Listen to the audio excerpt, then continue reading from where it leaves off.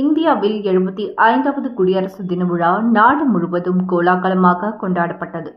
நேற்று டெல்லி செங்கோட்டையில் குடியரசுத் தலைவர் திரௌபதி முர்மு தேசிய கொடியை ஏற்றி வைத்தார்.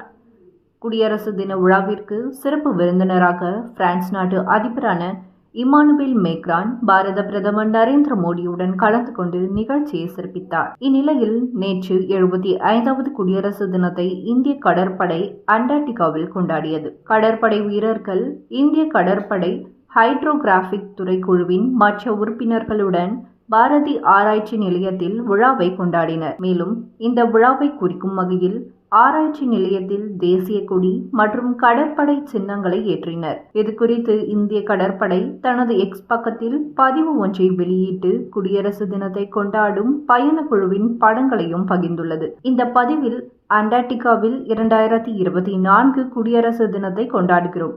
நாட்டின் தொலைதூரத்தில் இந்திய கடற்படையின் செயல்பாட்டு திறனை வெளிப்படுத்துகிறோம் என தெரிவித்துள்ளது.